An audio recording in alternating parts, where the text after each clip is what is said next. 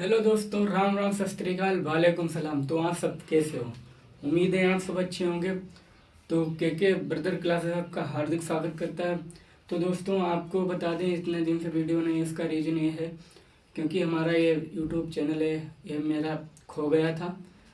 But मुझे इसका passport याद आ गया, तो हमने ये लॉगिन कर लिया। तो आज हम बताएंगे पार्ट 1 के मोस्ट इम्पोर्टेंट, आज से शुरू होगा, जिसमें आपको पार्ट 1 जो थोड़ा लेंदी है, बट कोई बात नहीं। तो हम आपको इसमें 6 से 7 टॉपिक बताएंगे, इससे बाहर आपको कुछ नहीं पढ़ना है। अगर आपने 6 से 7 टॉपिक पढ़ लिए तो आपका काम हो जाएगा 12th में।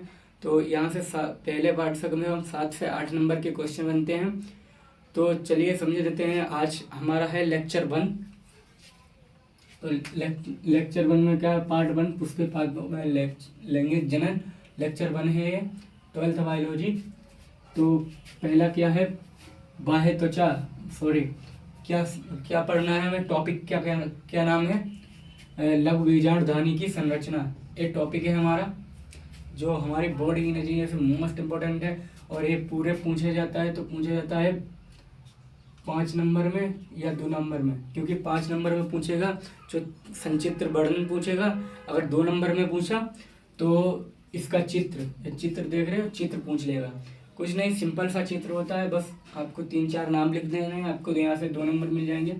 बट आप यूपी में 7 सेट बनते हैं, 7 सेट में मतलब यूपी में 7 पेपर बनते हैं, उसमें से 1 से 2 सेट में 5 नंबर का या 2 नंबर का तो हर साल आता है। और 12th में 2 नंबर बहुत हुए। तो चलिए समझ लेते हैं क्या है लघु बीजांड ध्वनि की संरचना, संचित्र वर्णन। ये हमारा मोस्ट इम्पोर्टेंट टॉपिक है। या पूछेगा लघु बीजांड ध्वनि की का संचित्र वर्णन कीजिए। तो इससे पहले चित्र को समझ लेते हैं। इसमें आपको बताएं, आपके प्रमुख 4 भाग होते हैं। पहले क्या होगा? बाह्य त्वचा, फिर होगा अंतस्थीसियम, फिर होगा मध्य परत, फिर ये होगा टेप्टम। आपको बता दें, इसमें सबसे मोस्ट इम्पोर्टेंट कम से कम 7 में से 6 टॉपिक में 1 से 2 नंबर का टेप्टम मोस्ट इम्पोर्टेंट है। और आपको बता दें, टेपिटन और टेप्टम के कार्य मोस्ट इम्पोर्टेंट है। 1 से 2 नंबर में हर साल पूछा ही जाता है।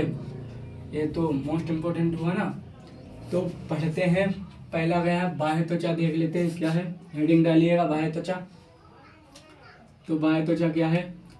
तो इसकी परिभाषा, सिंपल सी परिभाषा है, उसे समझ लेते हैं। बाह्य त्वचा क्या है?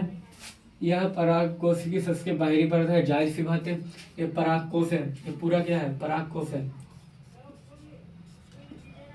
परागकोश, ये है परागकोश पूरा। परागकोश की कौन सी बाह्य त्वचा है? क्या है? बाहरी परत या त्वचा बात ही है कि बाहरी परत है। ठीक है। इसका मुख्य कार्य सुरक्षा करना होता है। जाहिर सी बात है, आपने देखा होगा फल जैसे आम वगैरह देख लो, उसके ऊपर जो चमड़ी बोले तो बक्कल होता है, उसे ही त्वचा, जैसे हमारी त्वचा है। और इसकी त्वचा जो है वो क्या करेगी? सुरक्षा करना इसका मुख्य कार्य होता है। ठीक है। तो 2 नंबर का है, मतलब 2 लाइन का है। ठीक है। क्या है? यह परागकोश की सबसे बाहरी परत, इसका मुख्य कार्य क्या होता है? सुरक्षा करना होता है। दूसरा क्या है?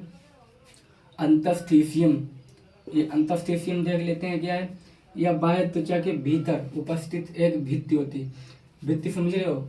या ये भित्ति मतलब अंदर वाली भित्ति, लेयर, जिसे लेयर बोलते हैं, लाइन। ये क्या है? भित्ति, अंतस्थीसियम। ये देखो, बाह्य त्वचा, इसके भीतर वाली कौन सी परत है? अंतस्थीसियम। यही बोला है इसमें। यह बाह्य त्वचा के भीतर एक भित्ति होती है। यह प्रायः एक स्तरीय होती है। एक लाइन वाली होती है। इसकी कोशिकाएं परागकोश के स्फुटन में मदद करती हैं। परागकोश के स्फुटन में मदद करती हैं, मतलब जो बीज होता है, जब क्या होता है, परागकोश के अंदर जो बीज होते हैं पक जाते हैं, तब उसके स्फुटन में इसकी कोशिकाएं, अंतस्थीसियम की कोशिकाएं जो हैं वो स्फुटन मतलब फूटने में मदद करती हैं। ठीक है। तो इसके आपको बता दें, इसमें जो कार्य हैं वो याद करना है। इसका मुख्य कार्य क्या है? सुरक्षा करना। ठीक है। इसका क्या कार्य है? सुरक्षा करना। और इसमें क्या है, इसकी कोशिकाएं परागकोश को स्फुटन में मदद करती हैं, क्या करती हैं, मदद करती हैं। इसका कार्य यह हो गया। फिर देख लेते हैं मध्य परत क्या है। मध्य परत यह 1 से 3 परत की पतली कोशिकाओं की बनी होती है। यह किसकी बनी होती है, 1 से 3 परत की पतली कोशिकाओं की बनी होती है। फिर क्या है, इसकी कोशिकाएं प्रायः नष्ट होकर, इसकी जो कोशिकाएं हैं वो तुरंत, प्रायः मतलब तुरंत नष्ट होकर बीजाणु जनन ऊतकों का पोषण करती हैं। बीजाणु जनन ऊतकों का जो बीज होते हैं उनके ऊतकों का क्या करती हैं, निर्माण करती हैं। तो इसका कार्य हो गया, प्रायः नष्ट होकर बीजाणु जनन ऊतकों का पोषण करती हैं। ठीक है, तो आपको बता दें अंतस्थिशियम हो गया, मध्य परत हो गया। अब क्या बचा है, टेपिटम। टेपिटम देख लेते हैं।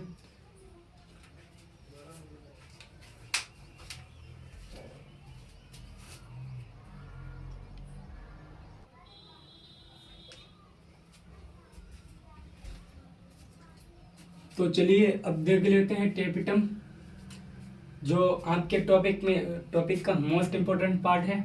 जितना ये टॉपिक इम्पोर्टेंट है उससे कई गुना ज़्यादा इसके टेपिटम तथा टेपिटम के कार्य है। अगर दोनों आ गए तो 3 नंबर में, अगर खाली टेपिटम का कार्य पूछ लिए तो 2 नंबर में। ठीक है, ये याद रखना 100%।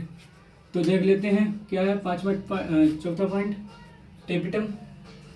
टेपिटम क्या है, यह परागधानी की सबसे भीतरी व एक विशेष परत होती है। ये देख लो भाई, सबसे भीतरी टेपिटम की ही परत है। विशेष और भीतरी परत यही है। इसकी कोशिकाएं कैसी होती हैं, बड़ी, लंबी और बहुकेंद्रीय होती हैं। तो टेपिटम की जो कोशिकाएं कैसी हैं, बड़ी, लंबी, बहुकेंद्रीय।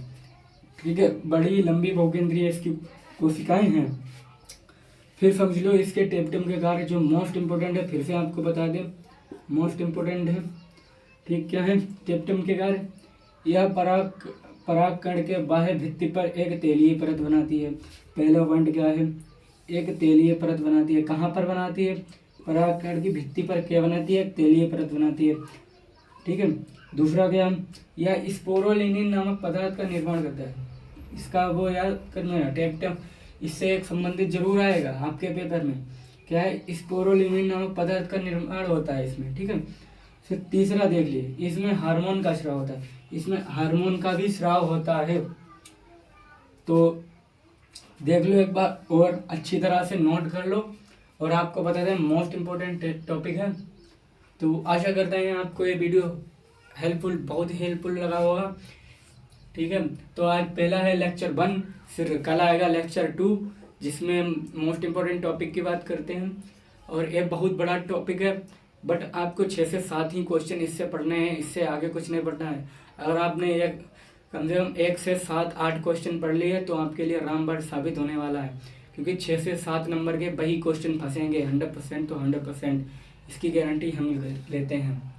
तो मिलते हैं किसी और मस्त वीडियो में इसी तरह। राम राम, सत श्री अकाल, वालेकुम सलाम, और लाइक और शेयर जरूर कर देना।